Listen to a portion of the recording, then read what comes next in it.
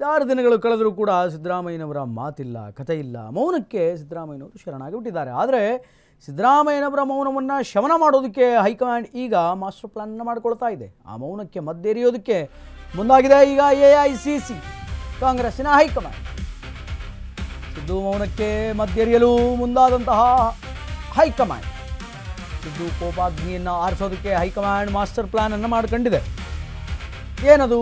ಸಿದ್ದರಾಮಯ್ಯ ಓಲೈಕೆಗಾಗಿ ಪುತ್ರ ಯತೀಂದ್ರಗೆ ಮತ್ತೊಂದು ಜಾಕ್ಪಾಟ್ ಸಿಗುತ್ತಾ? ಯತೀಂದ್ರ ಸಿದ್ದರಾಮಯ್ಯಗೆ ಮತ್ತೊಂದು ಮಹತ್ವದ ಸ್ಥಾನವನ್ನು AICC ಕೊಡುತ್ತಾ ಅನ್ನುವಂತಹ ಪ್ರಶ್ನೆಗಳು ಈಗ ಬೆಳಕಿಗೆ ಬರ್ತಾ ಇದೆ. ಸಿದ್ದು ಮೌನಕ್ಕೆ ಮದ್ದೆರಿಯೋದಕ್ಕೆ ಕಾಂಗ್ರೆಸ್ ಈಗ ಮುಂದಾಗಿದೆ. ಸಿದ್ದು ಕೋಪಾಗ್ನಿಯನ್ನು ಆರಿಸೋದಕ್ಕೆ AICC ಹೈಕಮಾಂಡ್ ಮಾಸ್ಟರ್ ಪ್ಲಾನನ್ನು ಮಾಡಿಕೊಳ್ತಾ ಇದೆ. ಈ ಕೋಪವನ್ನು ತಣ್ಣಗೆ ಮಾಡೋದಕ್ಕೆ, ಸಿದ್ದರಾಮಯ್ಯನವರನ್ನ ಓಲೈಕೆ ಮಾಡೋದಕ್ಕೆ ಪುತ್ರ ಯತೀಂದ್ರ ಅವರಿಗೆ ಮತ್ತೊಂದು ಜಾಕ್ಪಾಟ್ ಕಾದಿದೆನಾ? ಯತೀಂದ್ರ ಸಿದ್ದರಾಮಯ್ಯಗೆ ಮತ್ತೊಂದು ಮಹತ್ವದ ಸ್ಥಾನಮಾನವನ್ನು ಏನಾದರೂ ಕೊಡ್ತಾರಾ? ಕಾದು ನೋಡಬೇಕಾಗಿದೆ. ಯತೀಂದ್ರ ಅವರಿಗೆ ಸಚಿವಗಿರಿಯನ್ನು ಕೊಟ್ಟಾಗಿದೆ. ಮೈಸೂರಿನ ಉಸ್ತುವಾರಿ ಸಚಿವರಾಗಿ ಕಾರ್ಯವನ್ನು ನಿರ್ವಹಿಸ್ತಾ ಇದ್ದಾರೆ. ಸೊ ಸಿದ್ದರಾಮಯ್ಯನವರು ಈಗ ಮೌನಿಯಾಗಿಬಿಟ್ಟಿದ್ದಾರೆ. ಯಾವ ರೀತಿಯ ಕಾಮೆಂಟ್ಸ್ಗಳಿಲ್ಲ, ಮಾತಿಲ್ಲ, ಕತೆ ಇಲ್ಲ. ಯಾಕಂತಂದರೆ ಅದಕ್ಕೆ ಸುಮಾರು ಕಾರಣಗಳಿದೆ. ಆಂತರಿಕ ಸಮಸ್ಯೆ ಇದೆ ಅನ್ನುವಂಥದ್ದು ಬಹಳ ಬಟಾಬಯಲಾಗಿ ಗೊತ್ತಾಗ್ತಾ ಇದೆ. ಸೊ ಸಿದ್ದರಾಮಯ್ಯನವರನ್ನು ಕೂಲ್ ಮಾಡೋದಕ್ಕೆ, ಸಿದ್ದರಾಮಯ್ಯನವರನ್ನು ಶಮನ ಮಾಡೋದಕ್ಕೆ, ಅವರ ಕೋಪವನ್ನು ಶಮನ ಮಾಡೋದಕ್ಕೆ ಮತ್ತೊಂದು ಸ್ಥಾನವನ್ನು ಯತೀಂದ್ರ ಕೊಡ್ತಾರಾ ಗೊತ್ತಿಲ್ಲ. ಡಾಕ್ಟರ್ ಯತೀಂದ್ರಗೆ ಪರಿಷತ್ ಸಭಾ ನಾಯಕನ ಜವಾಬ್ದಾರಿ ಕೊಡ್ತಾರಾ? ಸಚಿವ ಯತೀಂದ್ರಗೆ ಬಹುತೇಕ ಈ ಜವಾಬ್ದಾರಿ ಖಚಿತ ಅಂತ ಹೇಳಲಾಗ್ತಾ ಇದೆ. ಹೊರಟ್ಟಿ ರಾಜೀನಾಮೆ ಬಳಿಕ ಮೇಲ್ಮನೆ ಸ್ಥಾನಗಳಿಗೆಲ್ಲ ಖಾಲಿಯಾಗಿದೆ.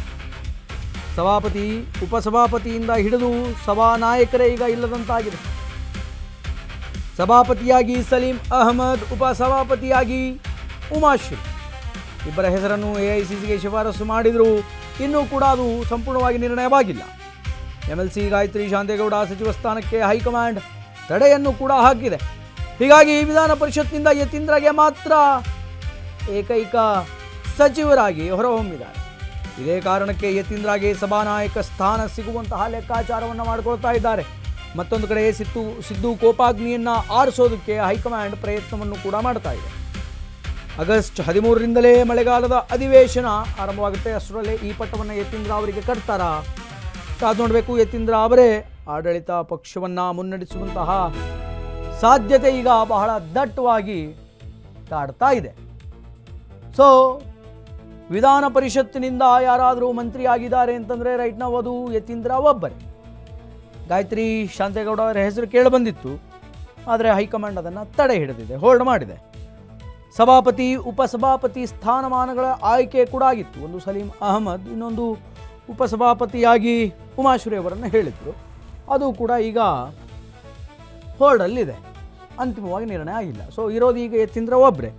ಆಗಸ್ಟ್ 13ನೇ ತಾರೀಕು ಮಳೆಗಾಲದ ಅಧಿವೇಶನ ಆರಂಭ ಆಗುತ್ತೆ. ಅಷ್ಟರಲ್ಲಿ ಅವರನ್ನು ಸ್ಪೀಕರನ್ನಾಗಿ ಮಾಡುವಂತಹ ಲಕ್ಷಣಗಳು ಕಾಣ್ತಾ ಇದೆ. ಒಂದು ವೇಳೆ ಹಂಗೆ ಮಾಡಿದರೆ ಸಿದ್ದರಾಮಯ್ಯನವರು ಸ್ವಲ್ಪ ಕಾಮ್ ಡೌನ್ ಆಗ್ತಾರೆ.